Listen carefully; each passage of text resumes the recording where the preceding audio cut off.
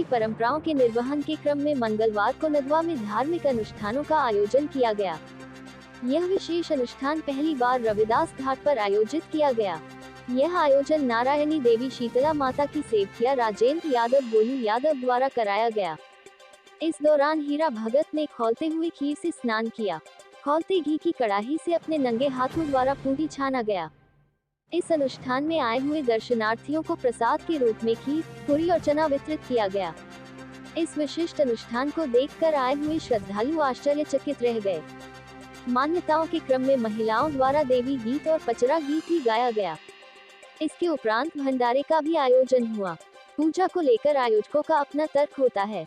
उनका कहना होता है कि विश्व व समाज के कल्याण के लिए यह पूजा कराई जाती है। यादव समाज के लोग प्रभु श्री कृष्ण व उनके भाई बलदाव को खुश करने के लिए यह पूजा की जाती है। मां भगवती को खुश करने के लिए भक्त खौलते खीर से स्नान करते हैं। करहा पूजन कर रहे हीरा भगत का कहना है कि जिस तरह से भगवान श्री कृष्ण ने गोवर्धन उठाकर अपनी लीला दिखाई थी, उसी तरह ये पूजा भी होती है।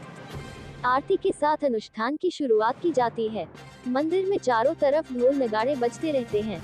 ठंड पानी से स्नान करने के बाद पुजारी घोलते घी से खुदिया निकालकर सभी को प्रसाद के रूप में वितरित करता है। इसके बाद जहां पर खीर को खौलाया जाता है, वहां पर पुजारी जाकर प्रणाम करता है, फिर खौलता हुआ खीर अपने व दूसरों के शरीर पर डालता है। इसे संजोग कहा जाए या फिर कुछ और की खौलता हुआ खीर डालने के बाद भी पुजारी के शरीर पर किसी तरह का नुकसान नहीं होता है। पूजा के आयोजक राजेंद्र यादव बताते हैं कि भगवान का प्रसाद होने के चलते खौलते खीर से शरीर को किसी तरह का नुकसान नहीं होता है। कड़ाहा पूजन में आए श्रद्धालु इसे माता की पूजा मानते हैं।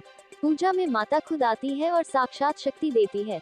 अनुष्ठान आयोजन राजेंद्र यादव ने कहा कि विश्व व समाज के कल्याण के लिए यह पूजा कराई जाती है। यादव समाज के लोग प्रभु श्री कृष्ण व उनके भाई बलदाव को खुश करने के लिए यह पूजा की जाती है। हीरा भगत। भगत जी, आज किस तरह का ये कराहा पूजन दिए हैं और कितने वर्षों की परंपरा है, क्या है इसके पीछे? ये सनातनी पूजा है जी। ये कई वर्षों से चला आ रहा है। क्यों किया जाता है कराहा पूजन? क्या होता है इसके पीछे, रीजन क्या होता है? इसके पीछे रीजन है कि जैसे इस पूजा से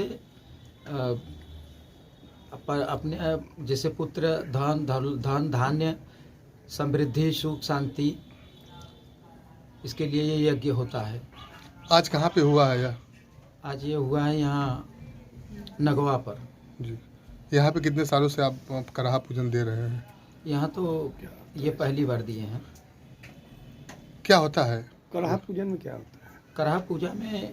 ये भगवान कृष्ण का, माँ आदिशक्ति महामाया का ये पूजा है।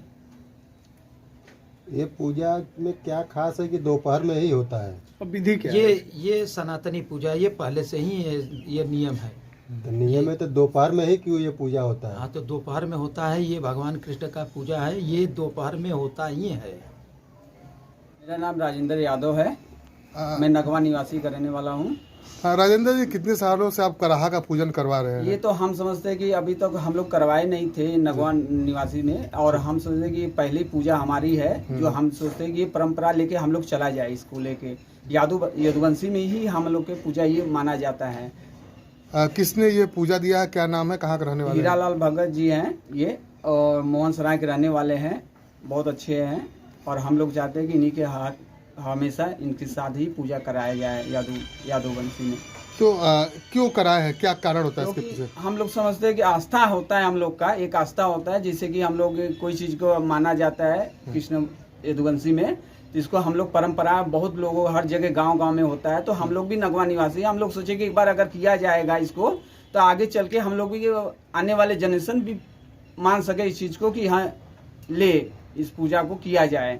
कोई मन्नत वगैरह भी रहती है? नहीं, ऐसी नहीं, मन्नत तो नहीं होता है। हम लोग का परंपरा चला आ रहा है, इसलिए हम लोग चाहते हैं कि ये पूजा परंपरा आगे बढ़ता ही रहे। हम लोग का कोई इसमें रुकावट न। इसकी विधि क्या होती है? विधि इसकी तो वही हम समझते कृष्ण जी का पूजा होता है, इसको माना जाता है। अब इसके आगे तो हमारे भगत जी ही बता सकते हैं। सब्सक्राइब कीजिए हमारे चैनल को और बेल आइकॉन को दबाइए हमारी लेटेस्ट वीडियो सबसे पहले देखने के लिए।